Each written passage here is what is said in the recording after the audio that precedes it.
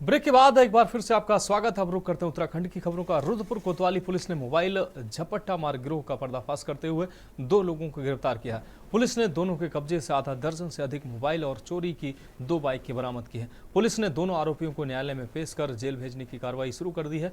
SSP Manjunath TC ने घटना का खुलासा ऑफिस में करते हुए बताया कि क्षेत्र में मोबाइल छीनने की लगातार घटनाएं बढ़ रही थी। उन्होंने घटनाओं को रोकथाम के लिए अधीनस्थों को निर्देश दिए थे। रविवार की रात को पुलिस ने ब्लॉक रोड से 2 संदिग्धों को हिरासत में लिया। पुलिस की सख्ती के बाद दोनों ने मोबाइल झपट्टा मार कर छीनने की घटना को कबूल किया। पुलिस ने दोनों आरोपियों के पास से करीब 9 मोबाइल समेत चोरी के बुलेट सहित 2 बाइकें बरामद की हैं। पुलिस पूछताछ में दोनों अपने नाम संजू कुमार उर्फ रघुपुत्र राजपाल निवासी थाना मीरगंज बरेली यूपी और दूसरे आरोपी ने अपना नाम अंशु पुत्र राजा रस्तोगी निवासी वार्ड नंबर 10 राजा कॉलोनी ट्रांजिट कैंप रुद्रपुर बताया। एसएसपी ने बताया कि गिरफ्तार संजू पिछले वर्ष सिडकुल क्षेत्र में चेकिंग के दौरान एक दारोगा पर बाइक चढ़ाने के आरोप में जेल गया था। वह जमानत पर छूटकर आया था। जमानत पर बाहर आकर फिर संजू के द्वारा लूट की घटनाओं को अंजाम दिया जा रहा था। घायल करके उनको तो घातक बल प्रयोग करके इनसे आईफोन 14 लगभग 1.5 लाख रुपए का कीमती आईफोन 14 में लूट के ले जाते हैं। तो 2 लोगों के ऊपर अज्ञात में हमने लूट का मुकदमा हमने तत्काल संज्ञान में लेते हुए पंजीकृत किया। तुरंत हमारी सारी टीमें एक्टिवेट हो गई। सीसीटीवी, सीडीआर और विभिन्न तकनीकी साक्ष्यों को भी एकत्रित किया।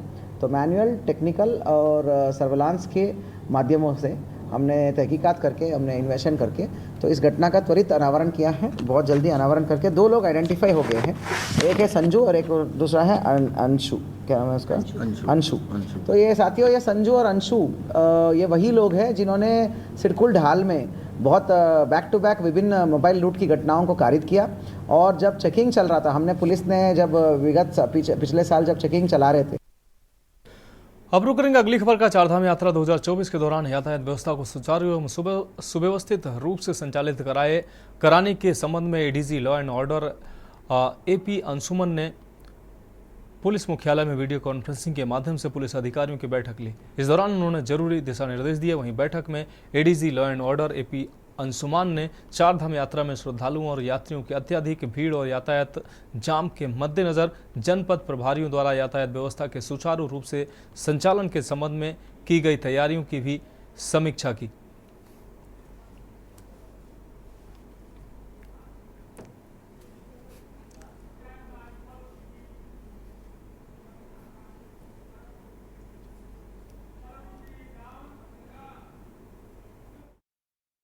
रामनगर से खबर है। रामनगर के एक निजी विद्यालय में पढ़ने वाले 8वीं कक्षा के 13 वर्ष के छात्र हेमंत पांडे ने पढ़ाई के साथ साथ छोटी उम्र में ही वर्ल्ड हिस्ट्री पर एक किताब लिखी है, जिसका देर शाम रामनगर के ढिकुली क्षेत्र के निजी रिसोर्ट में भव्य तरीके से विमोचन हुआ। हेमंत ने जो किताब लिखी है उसका नाम दिया है खोजकर्ताओं की कहानी। समय के साथ मानवता की कहानी जो पूरे विश्व पर आधारित है, जो 133 पेज की है और जिसको लिखने में हेमंत को 6 माह से ज्यादा का समय लगा है।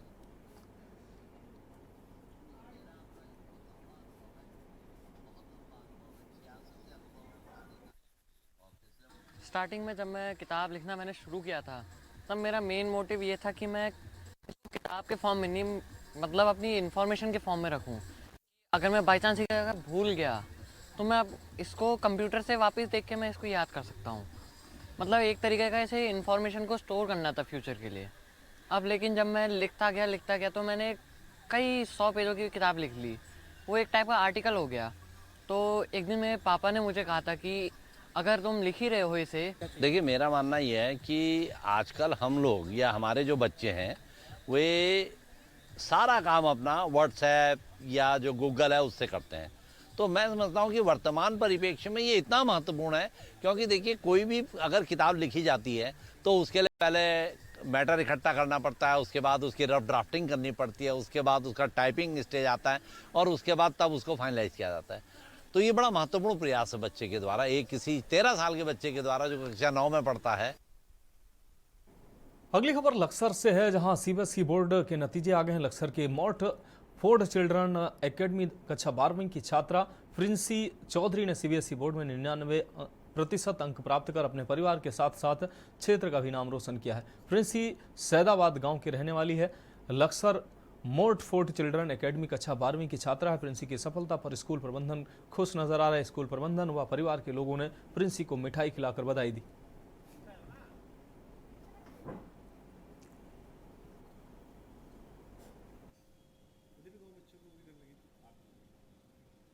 I would like to thank to all my teachers, especially Vinit sir, teacher Lokesh sir, and physical education. All the teachers are really fantastic, and my principal ma'am, she is really very disciplined people, and she is my motivation because as a woman she teaches how a girl should be like role होना चाहिए, inspiration होनी चाहिए, and secondly my parents support me very well.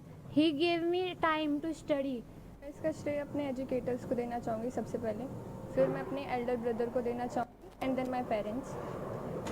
जो बच्चे फ़िलहाल 12th और 10th में हैं मैं उन्हें कहना चाहूँगी कि वो लगातार ऐसे ही मेहनत करते रहें एंड प्रीवियस ईयर क्वेश्चंस को ज़रूर देखें क्योंकि 90% एग्ज़ाम आपका उनसे ही आना है एंड अपने एजुकेटर्स को हमेशा रिस्पेक्ट दें क्योंकि वो आपको हेल्प करने वाले हैं ऑल योर लाइफ। सबसे पहले तो मैं अपने मोर्टफोर्ड विद्यालय की ओर से, हमारे यहाँ 66 बच्चे थे, मेरे स्कूल का जो रिज़ल्ट है वो 100% रहा है। उसके लिए मैं सभी अभिभावकों को और विद्यार्थियों को दिल की गहराइयों से अभिनंदन करती हूँ। और हमारे क्षेत्र में जो हमारी प्रिंसी चौधरी लड़की है क्लास 12th में, उसने किए हैं, उसके 2 सब्जेक्ट में 100 और 2 में 99% किए हैं। और ये एक अपने आप में मिसाल है कि एक विद्यार्थी देहात के क्षेत्र में भी किस तरह से ऊंचाइयों पर जा सकता है। साथ ही साथ ये बच्ची एक सिविल सर्विसेज में अपना कैरियर बनाना चाहती है। इसके लिए मैं ईश्वर से प्रार्थना करती हूँ कि भगवान इसको उस रास्ते पर कामयाब करे। हमारे आज मोर्टफोर्ड स्कूल लक्सर ने आज पूरे क्षेत्र में, पूरे ज़िले में नाम रोशन किया, हम तो यही कहेंगे। और इसमें बच्चों की बहुत ज़्यादा मेहनत है। वास्तव में ही बच्चों के पेरेंट्स की, बच्चों के पेरेंट्स ने समय दिया, बच्चों को खुली हवा दी बिल्कुल। और टीचर्स ने जीत और मेहनत की है। प्रिंसिपल मैडम का पूरा अपना एकेडमिक पार्ट जो है वो लेके चले हैं और उसी की मेहनत है जो यहाँ तक बच्ची पहुँची है आज। अब रुक करेंगे अगली खबर का। उत्तराखंड वक्फ बोर्ड के अध्यक्ष सादाब शम्स ने रुड़की के पिरान कलियर शरीफ में स्थित विश्व प्रसिद्ध शाबिर साहब की दरगाह पर चादर पेश कर एक बार फिर से प्रधानमंत्री मोदी और देश में मजबूत सरकार बने इसको लेकर दुआ मांगी है। इस दौरान कव्वालों द्वारा कव्वाली का भी कार्यक्रम किया गया और प्रधानमंत्री मोदी को लेकर कव्वालों ने कलाम भी सुनाए। इस दौरान वक्फ बोर्ड के अध्यक्ष सादाब शम्स ने कहा कि आज विश्व प्रसिद्ध शाबिर साहब की दरगाह पर प्रधानमंत्री मोदी की जीत की चादर को पेश की गई है और उनकी जीत को लेकर दुआ भी मांगी गई।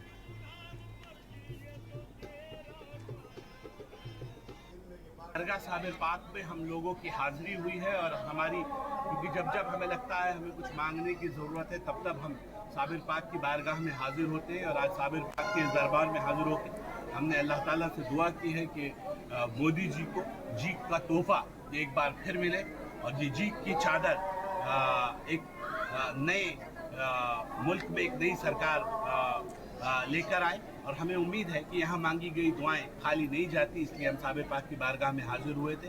और हमें उम्मीद है कि इस वक्त जो पूरी दुनिया में हालात हैं, पूरी दुनिया में युद्ध का माहौल है, झगड़े चल रहे हैं, अफरा तफरी का माहौल है, उस हालात में देश की कमान मजबूत हाथों में होनी चाहिए क्योंकि इस वक्त बहुत मजबूत हाथों की ज़रूरत है। पूरी दुनिया में कभी भी युद्ध के बादल चारों तरफ मंडरा रहे हैं। हमें उम्मीद है कि इस हालात के ऊपर बहुत ज़रूरी है कि मोदी जी जैसा जो नेतृत्व है वो देश को मिले। कहीं कमज़ोर आदमी आ गया तो ऐसा ना हो लेने के देने पड़ जाए। रुक करेंगे अगली खबर का। रुड़की में आरटीओ कार्यालय के पास चारधाम यात्रा पर जाने वाले टैक्सी संचालकों से तय फीस से कई गुना अधिक वसूली की शिकायत मिलने के बाद एआरटीओ और पुलिस की संयुक्त टीम ने छापेमारी की है। इस छापेमारी के दौरान एआरटीओ कार्यालय के आसपास मौजूद दलालों में हड़कंप मच गया। हालांकि पुलिस ने 6 लोगों को हिरासत में लिया है। इसके साथ ही पुलिस ने मौके पर 5 लैपटॉप और कुछ कागजात भी जब्त किए हैं। पुलिस अब इन सभी के खिलाफ कार्रवाई करने में जुट गई है। वहीं अवैध वसूली की शिकायत मिलने पर एसएसपी हरिद्वार प्रमेंद्र डोवाल द्वारा मामले का संज्ञान लेते हुए कड़ी कार्रवाई करने के निर्देश दिए गए हैं।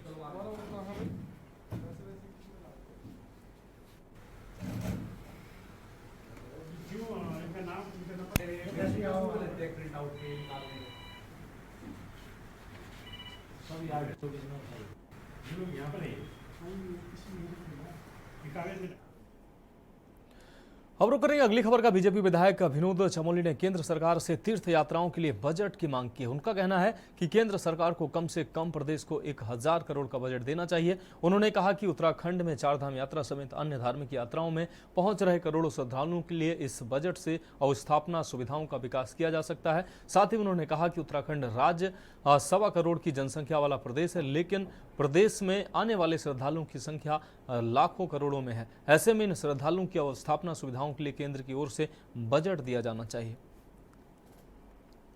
उत्तराखंड को अगर आप देखते हैं, हम 1.25 करोड़ की पॉपुलेशन है, लेकिन यदि आप यहाँ फ्लोटिंग पॉपुलेशन के बारे में अगर बातचीत करें तो आपको ध्यान होगा जब कावड़ चला तो 5 करोड़ लोग यहाँ पर आए।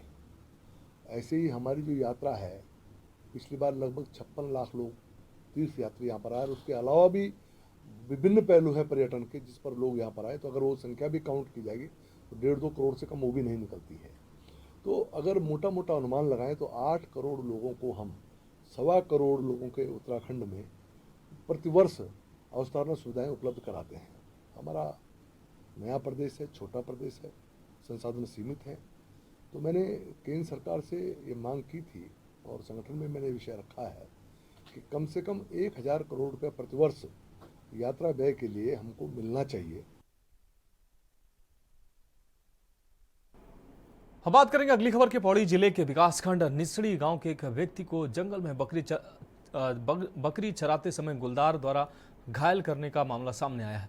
जानकारी देते हुए संभागीय परिवहन प्राधिकरण के सदस्य विकास चौहान, कांग्रेस नगर अध्यक्ष भगत सिंह रावत एवं ग्रामीण बलवंत सिंह रावत ने 44 वर्षीय ग्रामीण सुरेंद्र सिंह रावत तथा 16 वर्षीय सागर बकरी छुड़ाने के लिए गांव के समीप जंगल में गए हुए थे। तभी अचानक घात लगाए बैठे गुलदार ने ग्रामीण सुरेंद्र सिंह रावत पर हमला कर दिया। मामले में साहस दिखाते हुए ग्रामीण द्वारा गुलदार को पास पड़े पत्थर को हथियार बनाते हुए किसी तरह अपना बचाव किया गया।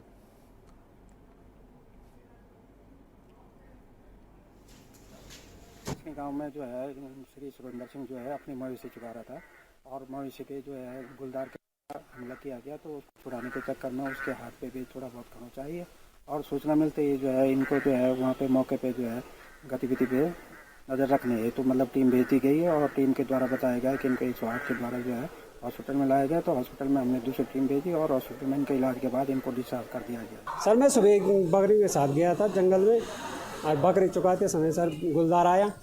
गुलदार सर अटैक किया बकरी पे। मैं पत्थर फेंक रहा था और गुलदार ने अटैक कर दिया सर।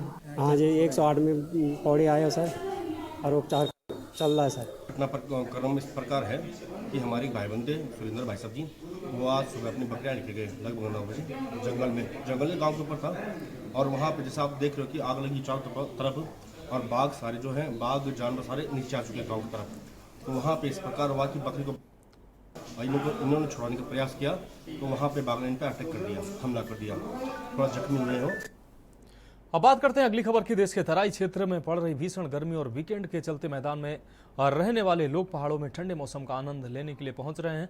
तापमान में चिलचिलाती गर्मी से बचने के लिए पर्यटक हिल स्टेशनों का रुख कर रहे हैं। सरोवर नगरी नैनीताल में इन दिनों गर्मियों के सीजन में पर्यटक सीजन अपने चरम पर है। सड़कों में गाड़ियां भी रेंग रेंग कर चल रही हैं। पार्किंग वाहन से पूरी तरह से भरे हुए हैं। तो वहीं नैनीताल के होटलों के कमरे एडवांस बुकिंग पर चल रहे हैं। मैदानों में गर्मी के चलते पर्यटक नैनीताल का रुख कर रहे हैं और यहां के ठंडे मौसम का लुत्फ उठा रहे हैं। नैनीताल हम लोग हॉलीडेज मनाने के लिए आए। यहाँ बहुत अच्छा है, बोटिंग करने में बहुत मज़ा आ रहा है। उधर बहुत गर्मी है, यहाँ बहुत ठंडा है।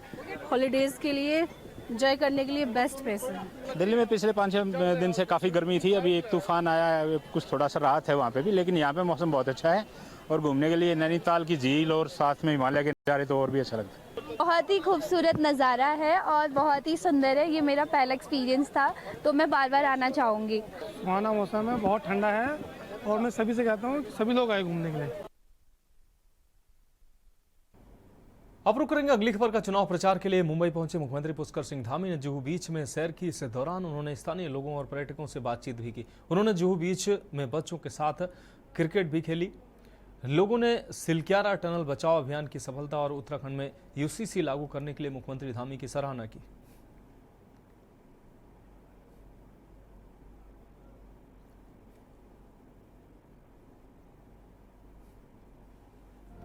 आज भी नगर इकाई में जो पार्टी के लोग इलेक्शन लड़ना चाह रहे हैं उनकी मीटिंग ऑफिस में बुलाई थी, मतलब उसके लिए तैयारी कर रहे हैं और बहुत जल्दी हम मतलब 15-20 दिन के अंदर अपना मेयर का कैंडिडेट और दूसरे जो प्रत्याशी हैं उनकी लिस्ट सूची जारी कर देंगे। हमें दूसरी पार्टी की तरह ये नहीं होता भी 10 दिन पहले करना 15, इलेक्शन सितंबर में हो, अक्टूबर।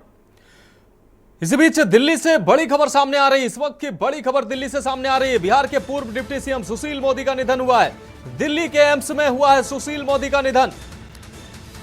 लंबे समय से बीमार चल रहे थे सुशील मोदी, कैंसर से पीड़ित थे सुशील मोदी। 72 वर्ष की आयु में सुशील मोदी ने अंतिम सांस ली है। बिहार के पूर्व डिप्टी सीएम है सुशील मोदी। आपको बता दें दिल्ली के एम्स में सुशील मोदी का निधन हुआ। इस वक्त की यह बड़ी खबर।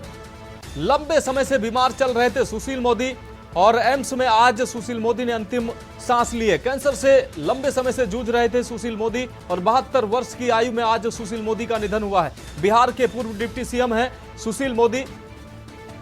दिल्ली के एम्स में सुशील मोदी ने आखिरी सांस ली है। लंबे समय से बीमार चल रहे थे सुशील मोदी। तो इस वक्त की यह बड़ी खबर दिल्ली से अपने दर्शकों को दिखा रहे हैं। बिहार के पूर्व डिप्टी सीएम सुशील मोदी का निधन हुआ है। 72 वर्ष की आयु में सुशील मोदी ने अंतिम सांस ली है। एम्स में इलाज के दौरान सुशील मोदी का निधन हुआ। इस वक्त की यह बड़ी खबर। लंबे समय से बीमार चल रहे थे सुशील मोदी। तो कैंसर से पीड़ित सुशील मोदी का 72 वर्ष की आयु में निधन हुआ। इस वक्त की यह बड़ी खबर।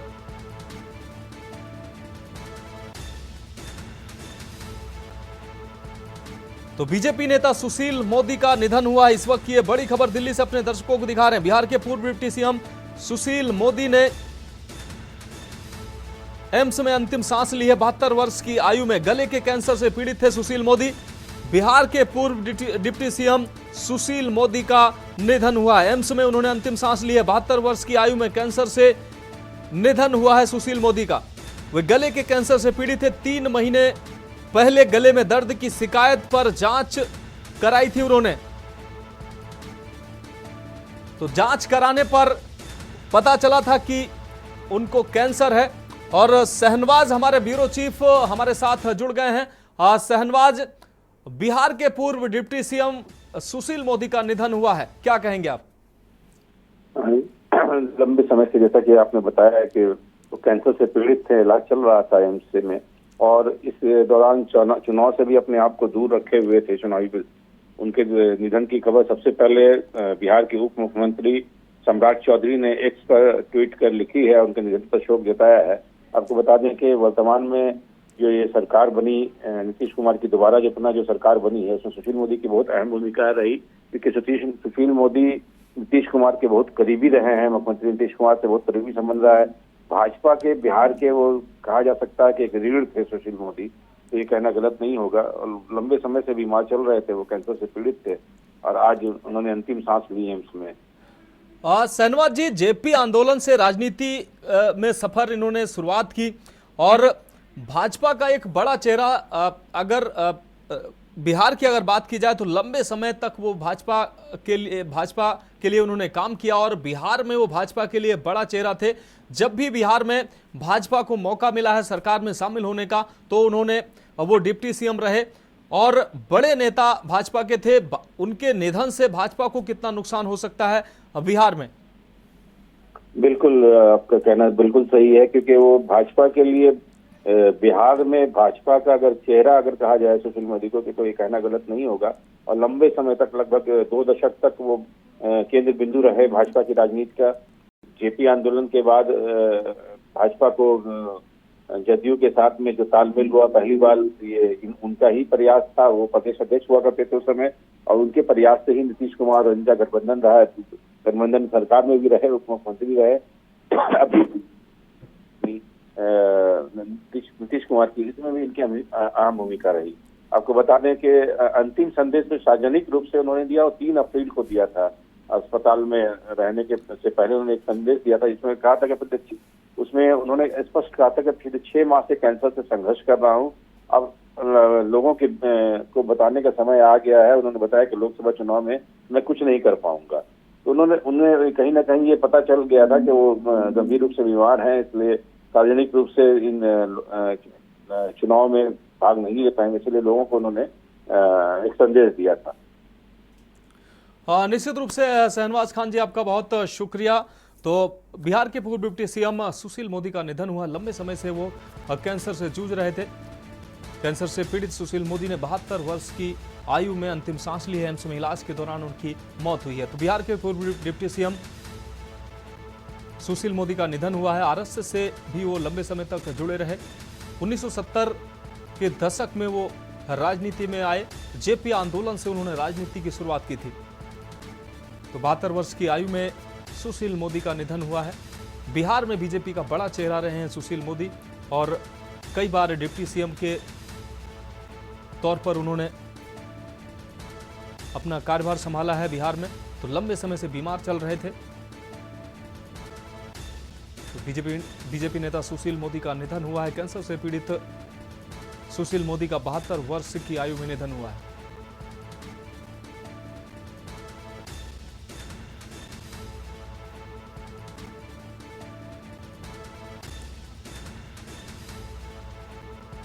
और इस खबर पर हमारे साथ हमारे प्रधान संपादक दुर्गेन चौहान सर हमारे साथ जुड़ गए हैं। दुर्गेन सर, बिहार के पूर्व डिप्टी सीएम सुशील मोदी का निधन हुआ है। 72 वर्ष की आयु में कैंसर से पीड़ित थे। उन्होंने आज एम्स में अंतिम सांस ली है। क्या कुछ कहेंगे आप उनके बारे में? निश्चित तौर पर सुशील मोदी छात्र राजनीति की नर्सरी से निकलकर, मतलब आप कहें तो वो लालू प्रसाद यादव, सुशील मोदी, इन सब ने एक साथ छात्र राजनीति शुरू की थी। और यूं कहा जाए कि छात्र राजनीति में सुशील मोदी, लालू प्रसाद यादव, नीतीश कुमार इन लोगों से आगे थे। और ये कहा जा सकता है कि उस दौरान इनकी जो एक साथ शुरुआत हुई, फिर ये सारे नेता, चाहे नीतीश कुमार हो, चाहे लालू प्रसाद यादव हो, चाहे सुशील मोदी हो, इनको एक समकालीन माना जाता था। और कहीं ना कहीं आप जो संघ और भाजपा की तरफ उन्मुख होने से पहले सुशील मोदी पर जेपी, लोहिया और समाजवाद की छाप थी। इसीलिए कहा जाता है कि वो राइट में भी, वो सेंटर राइट विंग के होते हुए भी वो एक तरीके से समाजवादी सोशलिस्ट, राइट विंग के सोशलिस्ट नेता कहे जाते थे। और उनके जो संबंध हैं वो लालू प्रसाद यादव से बहुत अच्छे थे। नीतीश कुमार से उनके इतने करीबी रिश्ते थे कि लंबे समय तक वो नीतीश कुमार के डिप्टी भी रहे। डिप्टी सीएम के रूप में कार्यभार उन्होंने संभाला और बहुत अच्छे तरीके से सर्व किया। सुशील मोदी की एक और बड़ी सिफत थी कि वो बहुत बेबाक नेता थे। और निश्चित तौर पर अभी कोई बहुत उस दृष्टिकोण से देखे तो 72 वर्ष की आयु कुछ होती नहीं है आज के दौर में। और अगर मनोज देखें तो इधर आप हमको सबको ऐसा बार बार लग रहा था कि सुशील मोदी कहाँ है। जो लोग उनको जानते होंगे बहुत करीब से तो उनको पता होगा कि एम्स में भर्ती हैं। लेकिन अभी जब खबर मुझे मिली तो मैं खुद ही स्तब्ध रह गया कि सुशील मोदी, ऐसा लगा कि इस चुनाव में बिहार में हम लोग कुछ मिस कर रहे हैं। बड़े नेताओं की रैलियां दिख रही थी, लेकिन जो एक तरीके से बीजेपी का चेहरा, यूं कहें कि वो बीजेपी के बिहार में बीज रोपने से लेकर बीजेपी को यहाँ तक लाने में सुशील मोदी का एक बड़ा योगदान भारतीय जनता पार्टी में रहा। लेकिन सुशील मोदी को कहा जाए तो वो उसी जमाने के नेता हैं, अटल, आडवाणी और जोशी युग के नेता हैं। और उसी तरीके से कुशाभाऊ ठाकरे हो या उससे पहले के जो हो, वो बहुत पुरानी पार्टी के नेता थे। और जाहिर सी बात है, बहुत समझौतावादी राजनीति सुशील मोदी नहीं किया करते थे। लगभग यूं माने कि कम से कम 5 दशक के उनके राजनीतिक जीवन में, जिनमें छात्र राजनीति भी शामिल है, सुशील मोदी ने एक बेहतरीन राजनेता के रूप में अपना स्थान बनाया। निश्चित तौर पर सुशील मोदी का जाना एक राजनीतिक रिक्तता जरूर पैदा करेगा बिहार की राजनीति में। और एक बिहार से निकले हुए ऐसे नेता थे जिस तरीके से लालू प्रसाद यादव और नीतीश कुमार ने राष्ट्रीय फलक पर एक पहचान बनाई थी और अपना नाम कमाया था, उसी तरीके से उसी कोटि में सुशील मोदी भी राष्ट्रीय फलक में उनकी पहचान थी। पूरे देश में लोग उनको जानते थे और मानते भी थे। और बिहार की राजनीति में जिस तरीके से बिहार की राजनीति है, पिछड़ों को लेकर, शोषितों को लेकर, साधनहीन लोगों को लेकर, सुशील मोदी को जब भी मौका मिला है संगठन के स्तर पर, सरकार के स्तर पर उन्होंने काम किया है। और जाहिर सी बात उनके अंदर एक और बहुत जो खसूसियत थी मनोज, वो ये थी कि वो निर्भीक होकर अपनी बात को रखना जानते थे। पिछले दिनों इस तमाम तरह की खबरें आई कि मौजूदा नेतृत्व से उनकी नहीं बन रही है, जब उनको डिप्टी सीएम के पद से हटाया गया। फिर अभी जब फिर सरकार बनी, नीतीश कुमार पलट कर गए एनडीए के खेमे में, तो लगा कि सुशील मोदी ने ही ये सारा टाई अप कराया और वो सुशील मोदी वापस बिहार में आएंगे। लेकिन मुझे लगता है तब तक उनका स्वास्थ्य साथ नहीं दे रहा था, नहीं तो वरना वो एक बार हमको फिर बिहार में नजर आते, बिहार की सरकार में।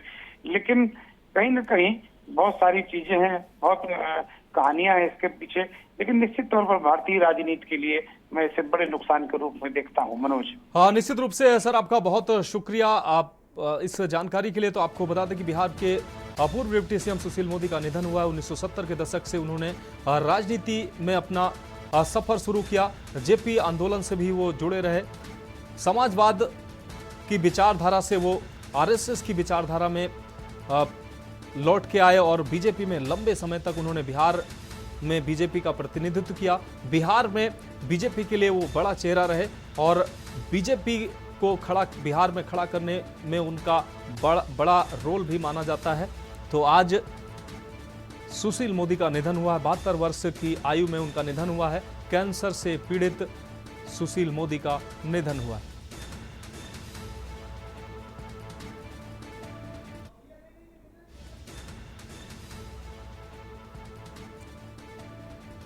तो लंबे समय से बीमारी से जूझ रहे थे सुशील मोदी और आज उन्होंने एम्स में इलाज के दौरान अंतिम सांस ली है। तो कैंसर से पीड़ित सुशील मोदी का आज निधन हुआ है। बिहार के पूर्व डिप्टी सीएम सुशील मोदी का निधन हुआ।